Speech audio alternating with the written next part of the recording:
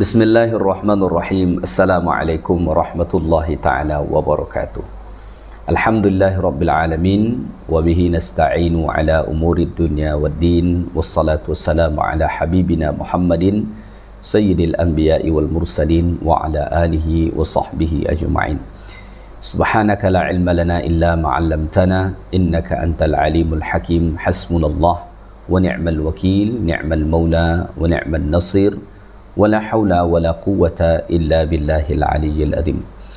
Alhamdulillah, sentiasa kita merafakkan kesyukuran kehadrat Allah Ta'ala kerana Allah masih memurniakan nikmat-nikmatnya kepada kita semua. Tuan-tuan, puan-puan, muslimin dan muslimat yang dikasihi lagi dirahmati Allah Ta'ala sekalian, hari ini, hari Isnin, kita sambung semula kuliah tafsir dan tadabbur Al-Quranul Karim, dan kita masih lagi membahaskan surah Al-Mumtahanah, surah yang ke-60 dalam Al-Quranul Karim. Baik, pada kuliah yang lepas, Alhamdulillah, kita dah sampai sehingga ayat yang ke-9. So, pada hari ini insya-Allah kita akan sambung bermula daripada ayat 10 dan ayat-ayat seterusnya nanti insya-Allah Ta'ala.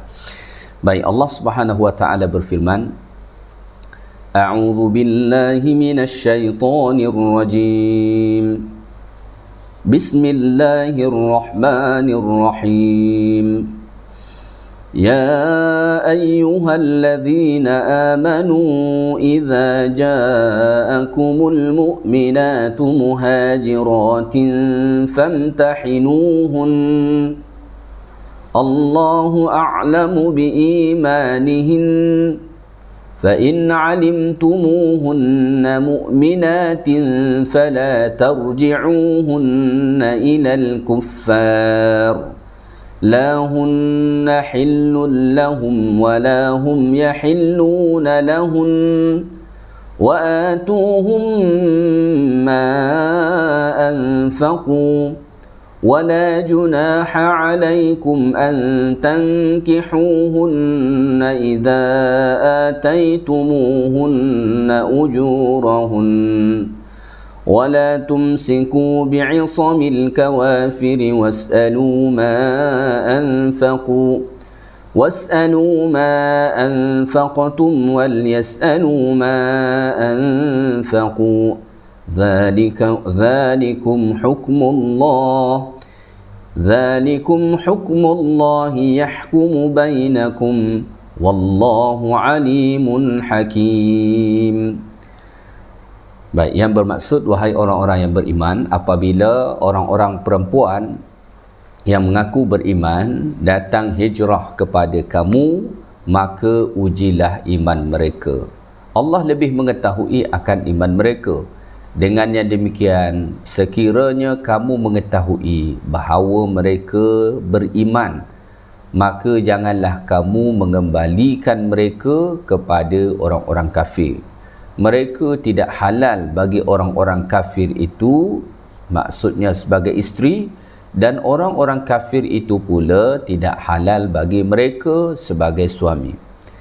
Dan berilah kepada suami-suami yang kafir itu apa yang telah mereka belanjakan, dan tidaklah menjadi salah kamu berkahwin dengan mereka, perempuan-perempuan yang berhijrah itu, apabila kamu memberi kepada mereka mas kahwinnya. Dan janganlah kamu, wahai orang-orang Islam, tetap berpegang kepada akad perkahwinan kamu dengan perempuan-perempuan yang kekal dalam keadaan kafir. Dan mintalah balik mas kahwin yang kamu telah berikan, dan biarkanlah mereka, suami-suami yang kafir itu, meminta balik apa yang mereka telah belanjakan. Demikianlah hukum Allah. Ia hukumkan di antara kamu dengan adil. Dan ingatlah, Allah Maha mengetahui lagi Maha bijaksana. Baik, tuan-tuan dan puan-puan, muslimin dan muslimat yang dikasihi lagi dirahmati Allah Ta'ala sekalian, ayat 10 surah Al-Mumtahanah ni, inilah ayat yang menjadi sebab surah ini disebut nama dia sebagai surah Al-Mumtahanah, diambil daripada ayat famtahinuhun pada ayat ini. Baik, ayat 10 surah Al-Mumtahanah ni, Allah Ta'ala turunkan selepas perjanjian Hudaibiyah. Dahulu ada satu perjanjian antara Nabi sallallahu alaihi wasallam dengan orang-orang musyrik yang dikenal sebagai Sulhul Hudaibiyah, perjanjian damai Hudaibiyah. Salah satu daripada poin perjanjian itu ialah kalau orang-orang Madinah datang ke Mekah, maka mereka tidak boleh tahan dekat sana, mesti kembalikan. Gitu juga sebaliknya, kalau orang-orang Mekah datang ke Madinah, maka Nabi dan orang-orang Islam tidak boleh tahan mereka, mesti dikembalikan semula ke Mekah. Pada ketika itu Makkah masih di bawah kekuasaan orang-orang kafir, Madinah di bawah kekuasaan Nabi sallallahu alaihi wasallam. Namun kemudian Allah Taala menurunkan ayat 10 surah Al-Mumtahanah ni, yang mana Allah Taala tidak bersetuju secara penuh dengan perjanjian itu. Maka Allah Taala mengatakan, kalau wanita mukminah atau seorang wanita yang mengaku sebagai mukmin atau mukminah datang daripada Mekah, maka hendaklah kamu menguji keimanan mereka. Seandainya ujian kamu itu mendapati bahawa mereka ini betul-betul telah pun beriman kepada Allah, maka jangan kamu kembalikan mereka kepada orang-orang kafir tadi. Tak boleh dikembalikan ke Mekah. Walaupun asal perjanjian tadi mesti dikembalikan, tetapi kalau perempuan ni betul-betul telah beriman kepada Allah Ta'ala dan dia hijrah ke Madinah semata-mata kerana Allah dan Rasulullah sallallahu alaihi wasallam, maka dia tak boleh lagi dikembalikan kepada suami dia ataupun kepada orang-orang kafir yang ada dekat kota Mekah. Ya, baik, Allah Ta'ala sebut pada ayat ni, ya ayyuhallazina amanu, wahai orang-orang yang beriman. So ayat ni dikhitabkan Allah Ta'ala kepada orang-orang yang beriman, khasnya pada masa dahulu kepada Nabi dan juga sahabat-sahabat Nabi sallallahu alaihi wasallam yang beriman, yang tinggal di kota Madinah. Idza ja'akumul mu'minatu muhajiratin famtahinuhun. Kata Allah Ta'ala, apabila datang kepada kamu wanita-wanita yang mengaku beriman, muhajirat, dan mereka ini hijrah min daril kufri ila daril Islam, hijrah daripada negeri kafir menuju negeri Islam. Konteks pada masa dahulu daripada Makkah dan ke Madinah, kerana Makkah masih darul kufr pada ketika itu, manakala Madinah sudah menjadi Darul Islam. So kalau ada wanita-wanita yang mengaku beriman yang hijrah daripada Mekah ke Madinah, fakhtabiruhun, famtahinuhun, ay fakhtabiruhun, ujilah mereka, buat ujian terhadap mereka. Kenapa mesti dibuat ujian ini? Lita'lamu sidqa imanihin, supaya kamu dapat tahu secara pasti tentang keimanan mereka. Bagaimana ujian ini dijalankan? Disebutkan oleh Abdullah bin Abbas rahimahullahu ta'ala alaih, antara ujian yang dijalankan kepada mereka adalah diminta untuk bersumpah.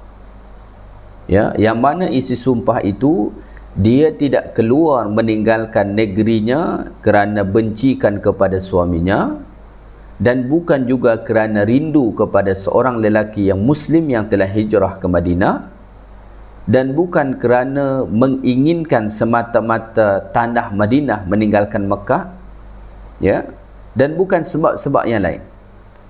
Maka ujian itu dijalankan nak tengok apa sebenar motivasi dia untuk hijrah. Seandainya tujuan dia hijrah kerana dia bergaduh misalkan dengan suami dia, maka dia dikembalikan semula.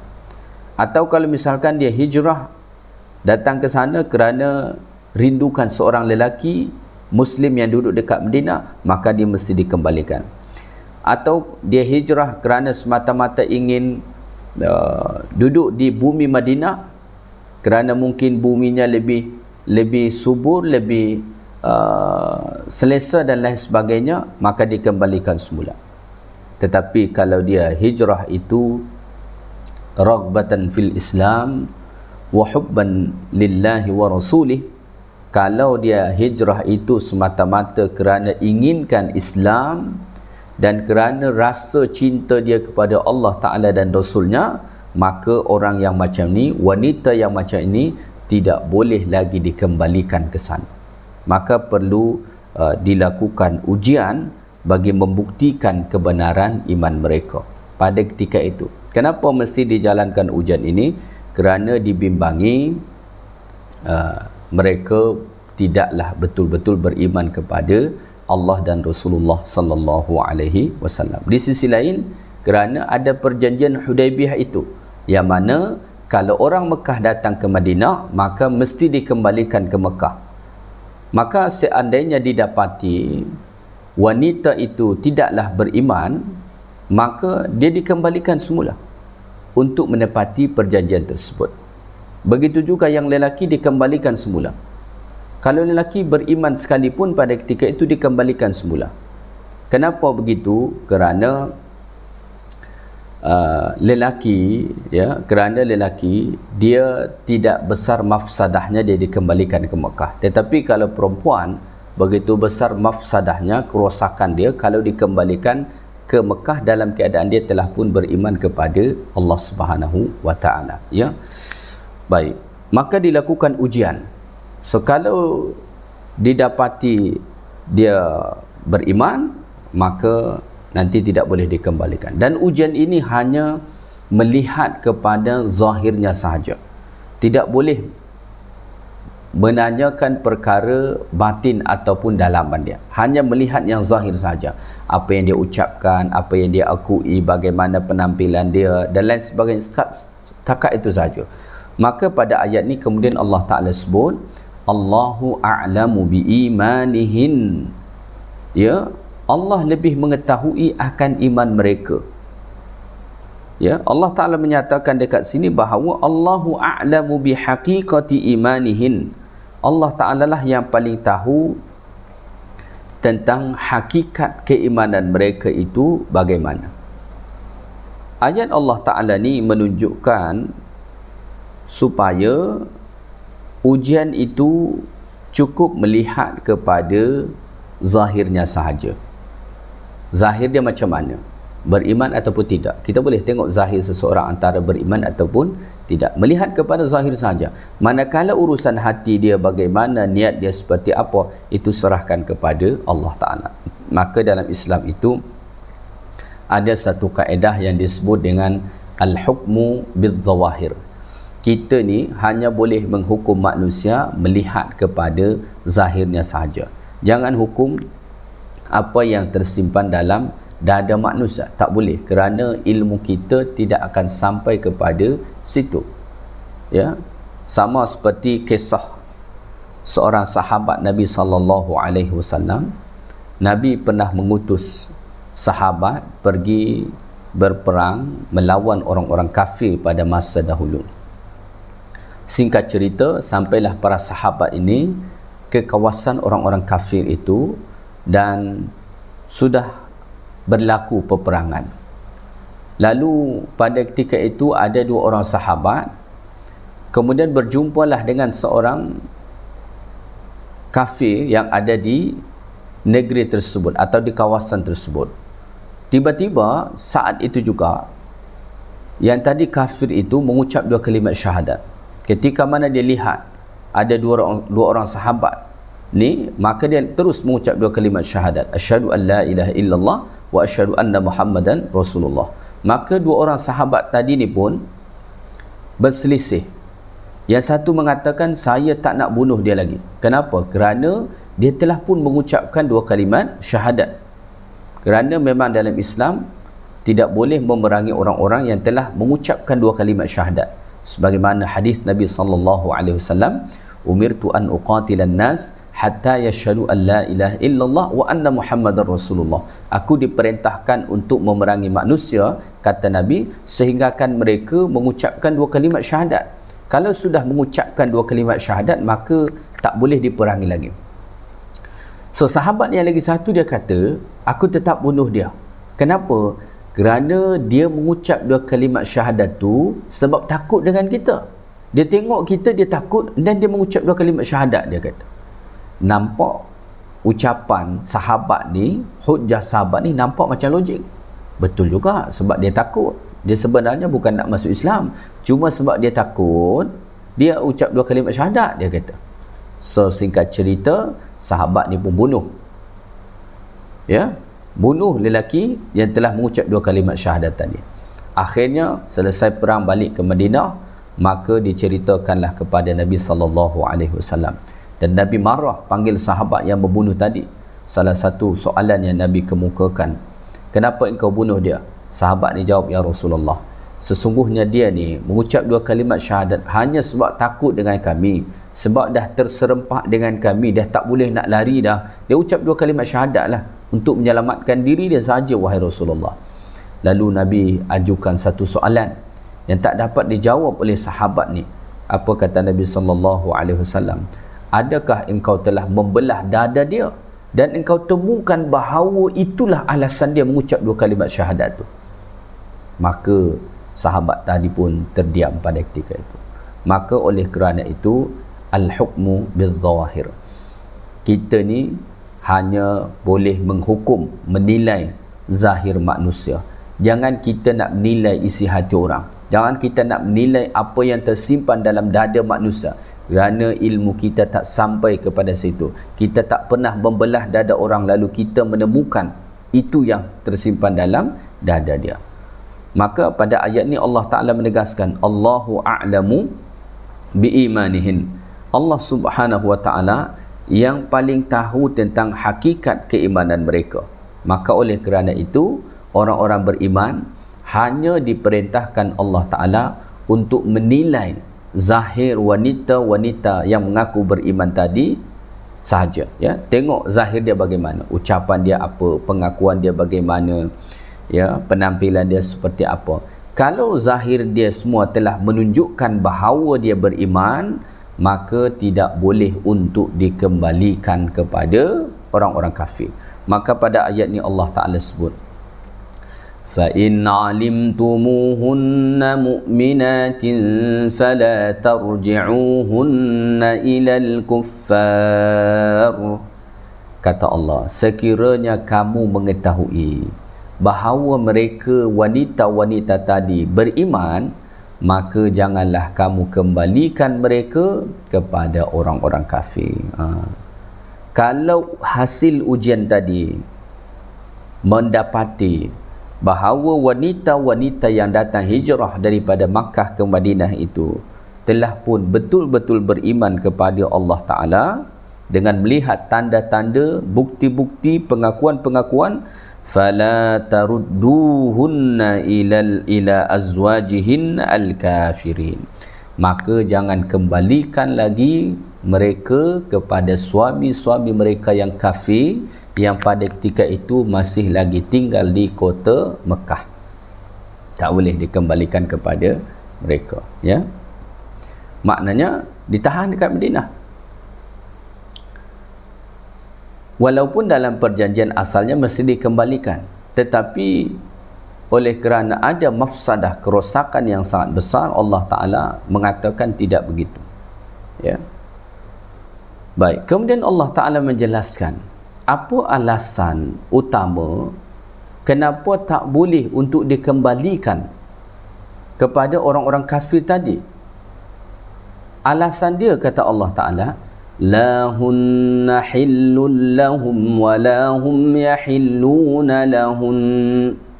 Kata Allah Ta'ala, alasannya ialah sebab mereka tidak halal bagi orang-orang kafir itu sebagai suami, dan orang-orang kafir itu pula tidak halal bagi mereka. Jadi alasan utama dia kenapa tak boleh dikembalikan kepada suami dia, kepada keluarga dia masih kafir dekat Mekah pada ketika itu, kerana kalau wanita tadi sudah pun betul-betul beriman kepada Allah dengan pelbagai bukti zahir yang nampak, maka mereka wanita itu tidak halal bagi suami mereka. Sebaliknya, suami mereka yang masih kafir tadi pun tidak halal lagi bagi mereka wanita-wanita mukminah. Ya. Maka suami kafir, isteri mukminah tak boleh bersama. Tak boleh bersama. Maka dalam Islam pun, seandainya suami itu murtad, ya, maka hukum perkahwinan itu fasakh. Apa dia fasakh itu? Secara automatik selesai. Secara automatik mesti berpisah. Walaupun tidak mesti melalui talak ataupun khulu' dan lain sebagainya. Maka dalam Islam itu ada talak. Kalau talak ni ialah suami yang menjatuhkan kepada isteri. Kalau khulu', isteri yang menuntut kepada hakim untuk dijatuhkan talak kepada suami. Kemudian ada yang disebut dengan fasakh. Perkahwinan itu rosak secara automatik dan mereka mesti berpisah. Salah satunya ialah kalau suami itu murtad, keluar daripada agama Islam. So ayat Allah Ta'ala ni, ini menjadi salah satu bukti, ya, bahawa tidak boleh, ya, tidak boleh berlaku perkahwinan antara wanita mukminah dengan lelaki yang kafir. Tidak diperbolehkan di dalam agama Islam, dan itu adalah satu perkara yang haram untuk dilakukan, dan perkahwinan mereka itu dipandang tidak sah dalam agama Islam, ya, tidak sah dalam agama Islam. Suami kafir, isteri mukmin, lalu mereka nak hidup bersama, tidak sah dalam pandangan agama Islam. Malah mereka mestilah dipisahkan. Jadi ini menjadi salah satu hujjah kuat bahawa tidak boleh perkahwinan berbeza agama. Memang tidak dinafikan. Ada ayat Allah Ta'ala di dalam Al-Quran yang membolehkan lelaki mukmin berkahwin dengan wanita kitabiah, wanita ahli kitab. Seperti lelaki mukmin dia boleh berkahwin dengan wanita ahli kitab daripada kalangan Yahudi dan Nasrani. Ayat itu walaupun membolehkan, kebolehan itu hanya berlaku suami mukmin, isteri ahlul kitab. Ya, isteri ahlul kitab. Kalau sebaliknya, isteri mukminah, suami ahlul kitab, atau suami musyrik, atau suami berbeza agama, maka sama sekali tidak diperbolehkan dalam agama Islam. Hukumnya haram dan mereka mestilah berpisah, tak boleh. Ya. Maka itu alasan terbesar yang Allah Ta'ala sampaikan kenapa tidak boleh dikembalikan lagi wanita-wanita yang telah terbukti beriman ni kepada suami-suami mereka yang kafir, kerana lahunna hillul lahum wa lahum yahilluna lahun, kerana wanita-wanita itu tidak halal lagi bagi suami mereka, dan suami mereka yang kafir pula tidak halal kepada mereka wanita yang telah pun beriman kepada Allah. Kalau disebutkan tidak halal, maknanya adalah haram. Haram, tak boleh. Maka oleh kerana itulah yang paling utama disebut, yang paling utama dilihat dalam perkahwinan itu ialah agama. Ya, yang pertama sekali dilihat ialah mestilah agama. Agama tu mestilah Islam, satu agama, dan yang paling elok lagi ialah agama dia baik. Ya, kadang-kadang agama Islam pun tapi dia tak tahu agama, maka lihatlah yang pertama agama dia. Kalau agama dia dah baik, insya-Allah segala-galanya akan menjadi baik. Okey, kemudian kata Allah Ta'ala, lalu bagaimana dengan suami dia yang kafir tadi? Bagaimana sikap dengan suami dia yang kafir tadi? Ya, yang tak boleh lagi dikembalikan isteri dia kepada dia kerana sudah terbukti beriman. Maka kata Allah, wa atuhum ma anfaqu. Kata Allah Ta'ala, dan berilah kepada suami-suami yang kafir itu apa yang mereka telah belanjakan.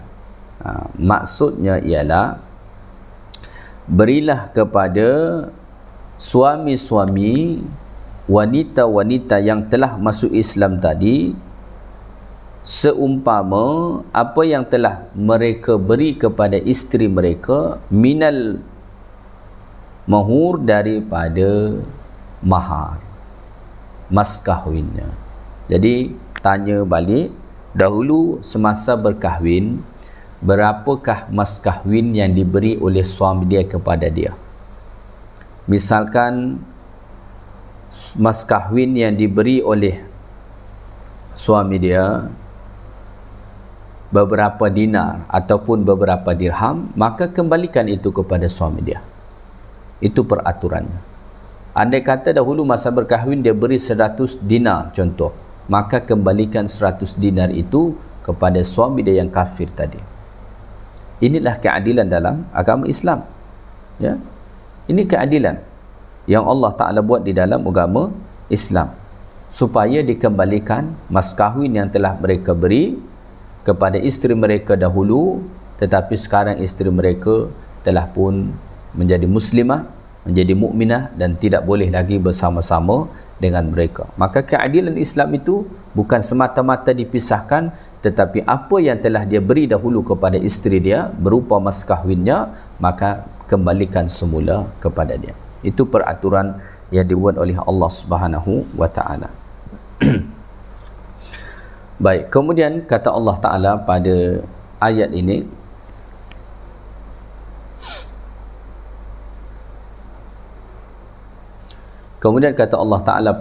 ini, wala junaha alaikum an tankihuhunna idza ataitumuhunna ujurahun. Dan tidaklah menjadi salah ataupun dosa kamu berkahwin dengan mereka, perempuan-perempuan yang hijrah tadi, ya, perempuan-perempuan yang hijrah tadi yang telah pun terbukti mereka sebagai mukminah, apabila kamu memberi kepada mereka mas kahwinnya. Jadi selepas mereka fasakh daripada suami mereka, kerana suami mereka kafir, mereka sudah mukminah, tidak boleh bersama lagi, haram mereka untuk bersama, dan mahar yang dahulu diberi oleh suami dia yang kafir itu telah pun dikembalikan semula kepada suami dia, maka bagaimana status wanita-wanita ini? Boleh tak untuk dikahwini oleh orang-orang beriman yang ada dekat Madinah pada ketika itu? Jawapannya adalah boleh. Jawapannya adalah boleh. Maka Allah Ta'ala sebut pada ayat ini, wala junaha alaikum an tankihuhun, dan tidak ada dosa. Biasanya kalau ada kata junah, itu bermakna dahulu ada yang menganggap salah kalau mengahwininya. Maka Allah Ta'ala mengatakan wala junah, tidak ada dosa, tidak mengapa, jangan kamu risau, jangan kamu ragu, kamu boleh atau tidak salah kamu mengahwini mereka, wanita-wanita tadi yang sudah pisah daripada suami mereka kerana mereka sudah beriman kepada Allah Ta'ala. Antankihuhun, tidak ada dosa kamu mengahwini mereka dengan syarat idza ataitumuhunna ujurahun, jika kamu memberi kepada mereka mas kahwinnya. Ya, jadi kalau diberikan mas kahwinnya kepada mereka, ya, maka tidak mengapa, silahkan untuk dikahwini. Kahwinilah dia. Boleh lagi untuk berkahwin dan dikahwini oleh orang-orang yang beriman kepada Allah Subhanahu wa taala, kerana wanita tadi telah pun fasakh daripada suami dia, telah berpisah daripada suami dia oleh kerana agama tidak membolehkan mereka lagi bersama-sama. So seandainya selepas itu, selepas berlalunya masa iddah, lalu ada lelaki yang mukmin yang menginginkan kepada wanita ini, maka dia boleh berkahwin atau boleh untuk dikahwini dengan syarat dia mesti memberi mas kahwin. Maka mas kahwin itu adalah pemberian yang mesti dilakukan dalam perkahwinan kepada wanita mana sekalipun. Ya, siapapun wanita yang dikahwini, maka mesti memberi mas kahwinnya. Adakah wanita itu anak yatim, ataupun wanita itu wanita yang hijrah, ataupun wanita itu janda dan lain sebagainya, Islam mewajibkan untuk memberi mas kahwin. Itu syarat, ya, salah satu syarat untuk halalnya atau bolehnya berkahwin dengan wanita. Baik, kemudian kata Allah Ta'ala pada ayat ini, kata Allah Ta'ala, wala tumsiku bi'isamil kawafir. Kata Allah Ta'ala, dan janganlah kamu, hai orang-orang Islam, tetap berpegang kepada akad perkahwinan kamu dengan perempuan-perempuan yang kekal dalam keadaan kafir mereka. Ya, wala tumsiku binikahi azwajikum al-kafirat. Jangan kamu berpegang teguh lagi dengan perkahwinan kamu, ya, dengan wanita-wanita yang masih kafir. Artinya Allah Subhanahu wa taala dekat sini juga melarang, ya, daripada mengekalkan perkahwinan lelaki-lelaki mukmin dengan orang-orang yang masih, wanita-wanita yang masih kafir. Kerana macam ni, pada masa dahulu, pada awal-awal Islam itu masih banyak berlaku suami dah beriman, isteri tidak, ataupun isteri sudah beriman, suami tidak. Ini berlaku pada masa dahulu. Maka dengan turunnya ayat ini, ayat 10 surah Al-Mumtahanah ini, Allah Subhanahu wa taala tidak lagi membolehkan perkahwinan macam tu. Allah Ta'ala menginginkan wanita mukminah berkahwin dengan lelaki mukmin, lelaki mukmin berkahwin dengan wanita mukminah. Begitu, ya. Baik, kemudian kata Allah Ta'ala, was'alu ma anfaqtum wal yas'alu ma anfaqu. Dan mintalah balik mas kahwin yang kamu telah berikan, dan biarkanlah mereka, suami-suami yang kafir itu, meminta balik apa yang mereka telah pun belanjakan. Maksudnya, kalau ada isteri-isteri kamu yang murtad, kerana pada masa dahulu berlaku juga ada wanita yang telah masuk Islam kemudian dia murtad, maka andai kata itu isteri kamu, watlubu minal musyrikina ma anfaqtum min muhuri nisaikum allati irtadna anil Islam, ya, maka mintalah kepada orang-orang musyrik mas kahwin yang telah kamu beri kepada isteri-isteri kamu yang kemudian mereka murtad daripada agama Islam. Jadi kalau misalkan ada seorang wanita dahulu dia telah pun masuk Islam, suami dia pun masuk Islam, kemudian dia murtad, ya, dia pergi dengan orang kafir, maka boleh meminta supaya dia kembalikan semula mas kahwin itu. Minta semula kepada orang-orang musyrik tadi supaya kembalikan semula mas kahwin itu. Begitu juga sebaliknya, seandainya ada orang musyrik, ya, lelaki musyrik yang mana isteri dia ini masuk Islam, kemudian mereka mesti berpisah, maka mereka juga boleh minta mas kahwin yang telah mereka berikan. Jadi secara adil, ya, kalau ada wanita yang asalnya beriman kemudian murtad, dia pergi kepada orang musyrik, maka orang beriman tadi boleh meminta kepada orang musyrik itu supaya mengembalikan mahar ataupun mas kahwin yang dahulu pernah dia beri. Begitu juga sebaliknya, kalau misalkan ada seorang wanita yang dahulu musyrikah kemudian dia mukminah, akhirnya berpisah dengan suami dia masih musyrik, maka suami dia musyrik tadi boleh meminta supaya dikembalikan semula mas kahwin yang pernah dia beri. Ini keadilan yang ada dalam agama Islam. Allah Ta'ala menegakkan keadilan itu. Baik, kemudian kata Allah Ta'ala, dzalikum hukmullah, demikianlah hukum Allah Ta'ala.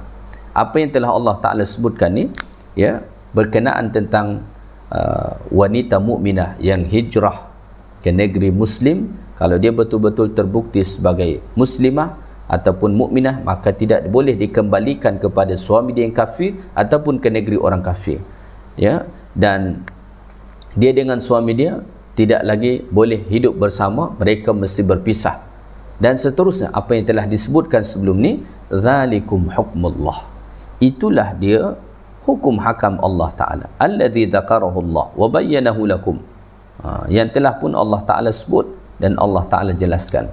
Yahkumu bainakum, dan Allah Ta'ala berlakukan hukum itu secara adil kepada kamu. Wallahu alimun hakim, dan Allah Ta'ala maha mengetahui lagi maha bijaksana. Allah Ta'ala yang maha mengetahui. Allah Ta'ala menetapkan ini semua kerana Allah Ta'ala lah yang paling mengetahui apa yang terbaik bagi kamu. Jadi keputusan yang Allah Ta'ala buat ni bukan keputusan yang salah, tetapi inilah keputusan yang terbaik kerana Allah Ta'ala yang maha mengetahui. Kita sendiri tidak mengetahui tentang apa yang terbaik bagi kita, tetapi Allah Ta'ala maha mengetahui apa yang terbaik bagi Allah Ta'ala. Pada masa yang sama Allah Ta'ala mempunyai sifat yang amat bijaksana, maka tidak ada suatu syariat yang Allah Ta'ala syariatkan yang tidak ada hikmah kebijaksanaan dekat sana. Semua Allah menempatkan sesuatu pada tempat dan kedudukan yang sebaik-baiknya. Tuan-tuan dan puan-puan, muslimin dan muslimat yang dikasihi lagi dirahmati Allah Ta'ala sekalian, so inilah ayat yang ke-10 daripada surah Al-Mumtahanah ni yang kita bahaskan pada hari ini. So saya ingat kita tangguhkan satu ayat ni sahaja. Mudah-mudahan apa yang kita bahaskan daripada ayat ni Allah bagi kita kefahaman yang baik dan dapat kita ambil pengajaran-pengajaran daripadanya bahawa mukminah itu tidak boleh disatukan dengan lelaki yang tidak beriman kepada Allah Subhanahu wa Ta'ala. Maka sehinggakan ke hari ini, na'udzubillah summa na'udzubillah, jangan sampai berlaku perkahwinan wanita mukminah dengan lelaki yang kafir, kerana perkara itu adalah diharamkan dalam agama Islam.